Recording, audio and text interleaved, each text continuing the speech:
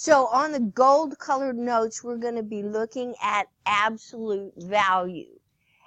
We're going to be solving absolute value and explaining the steps to solving absolute value.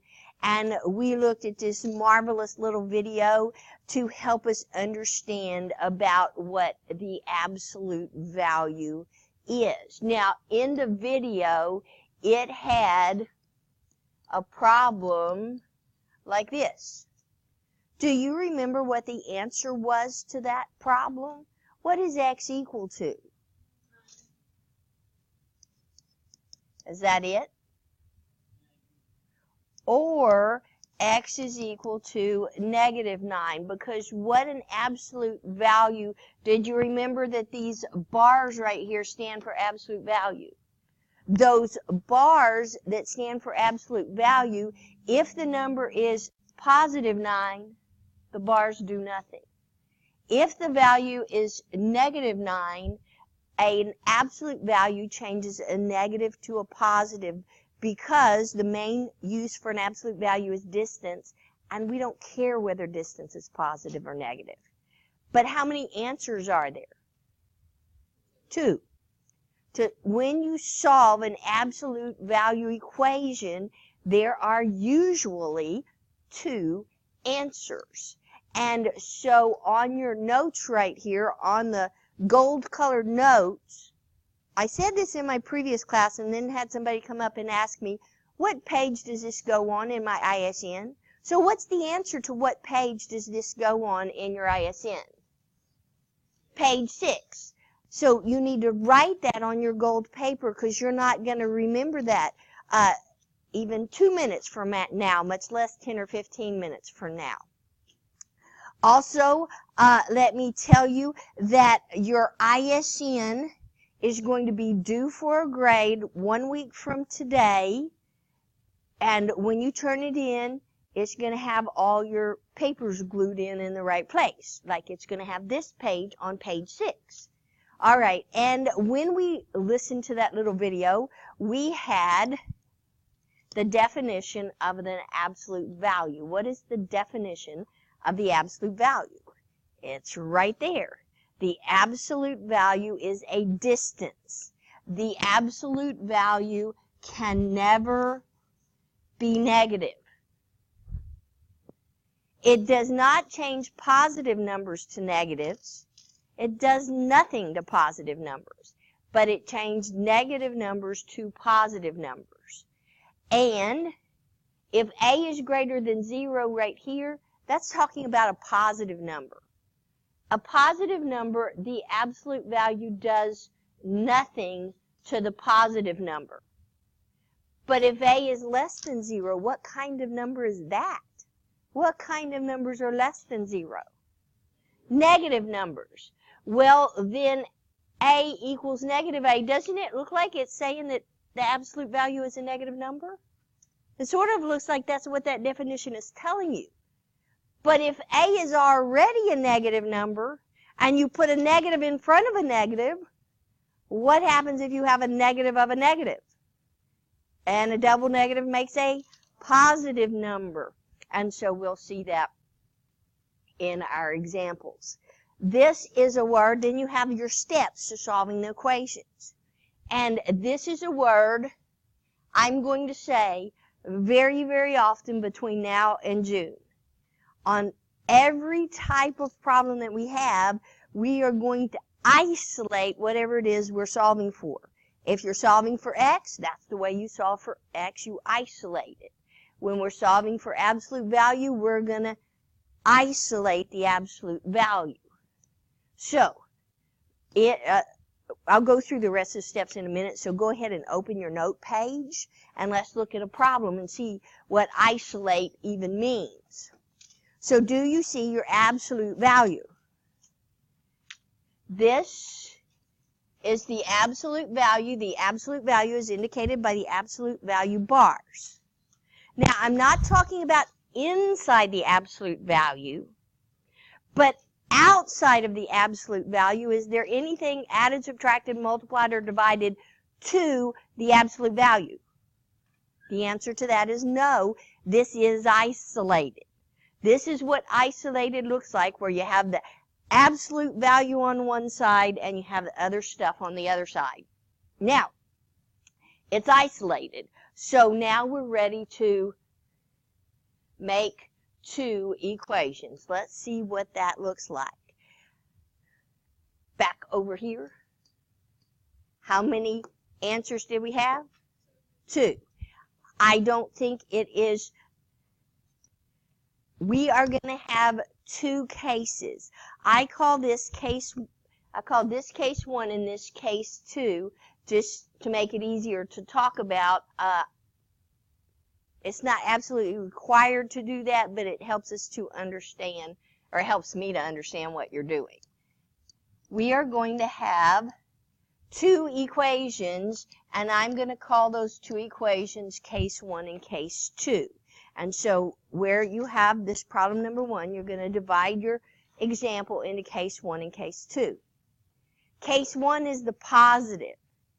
If x is such a number so that the x plus 7 is a positive amount, then the absolute value does nothing. I don't need it. And so then I solve it. Hopefully you can solve that very easily.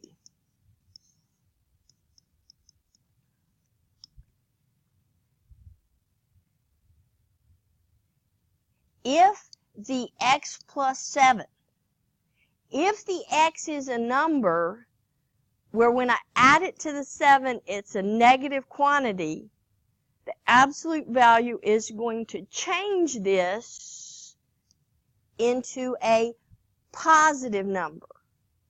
A negative of a negative makes a positive. If this was a negative amount, if I multiply it by -1, that would change it into a positive amount, and I still have the equal 12. Now, this is not an absolute value bar. This is a parentheses now. I am changing the absolute value into 2 separate equations by having a positive case and a negative case. What do you do with a negative sign outside of a parentheses? By the way, do not leave these parentheses out. It makes it wrong if you just put a negative sign without the parentheses. What do I do with the negative sign? So that would be -x minus 7 equals 12. Add 7 to both sides. -x equals 19. Divide by -1, and x equals -19. There's one answer. There's 2 answers.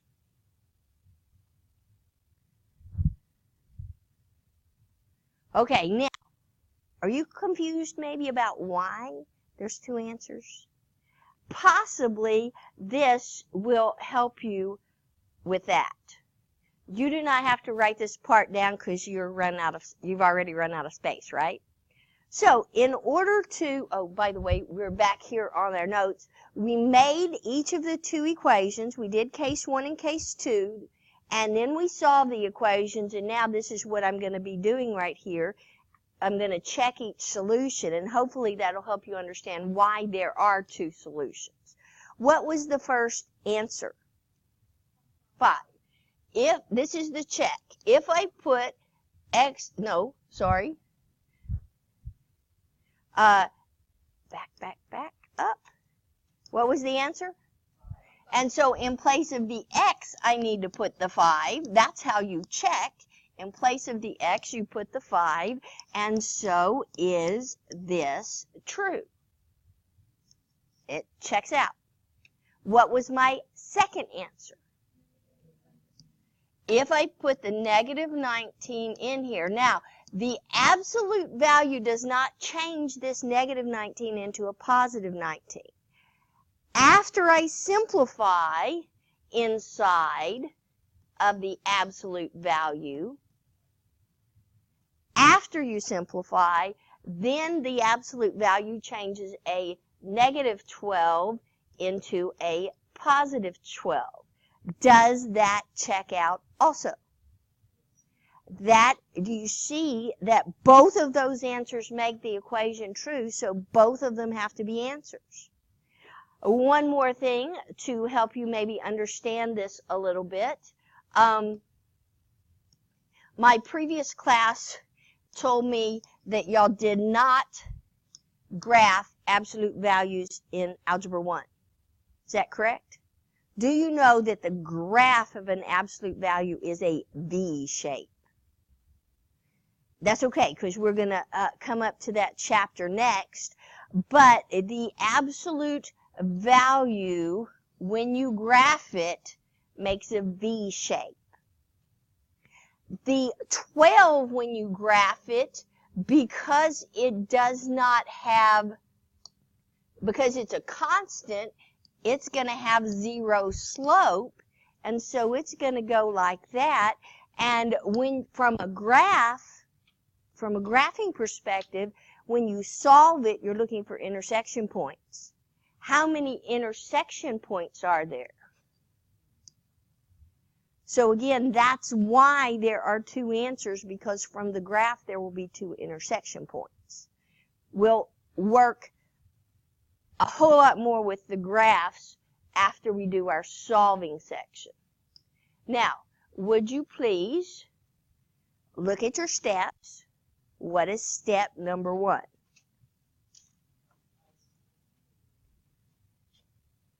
Isolate the absolute value. Now, here's something very, very important. Are you listening? Is everybody awake? Never, never, never, never distribute into an absolute value. If that, instead of being an absolute value, if it was a parentheses, we would distribute the two, right? Never, never, never, never distribute into an absolute value. It breaks the orders of operation. What are you never going to do? Not never distribute to an absolute value. Sometimes you will have to distribute, but not to an absolute value. So to isolate it, I need the x minus 4 by itself. I can't distribute the 2. What am I going to do with the 2 so I can get this isolated?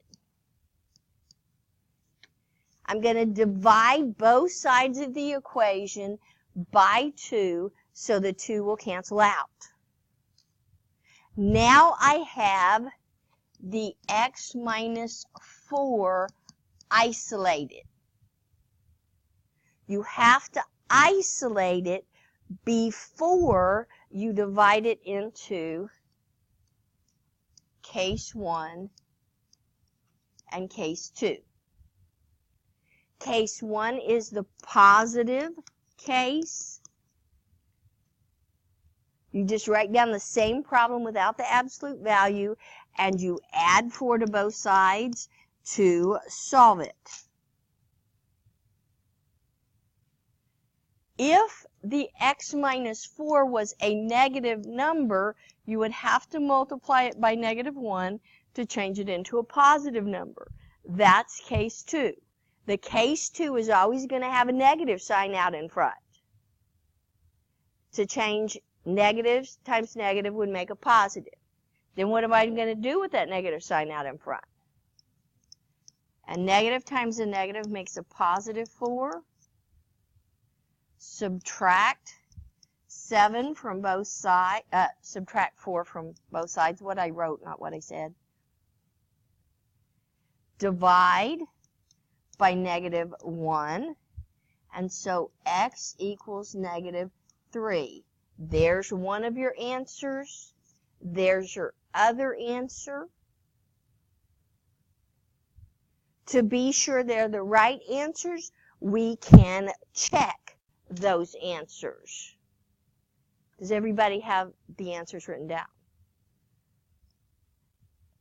Because you probably don't have enough room, I will check these on the board for you. What was the first answer? 11 minus 4 equals 14. So that would be 7. If it's a positive number, the absolute value does not do anything to the 7. Is that true? Checks out. What was our second answer? -3. 2 times -7 equals 14. -3 minus a 4 would be the -7. If you have a negative number, the absolute value changes it to a positive 7. Does that check out? Yes. And so those are our two answers, and they both check out.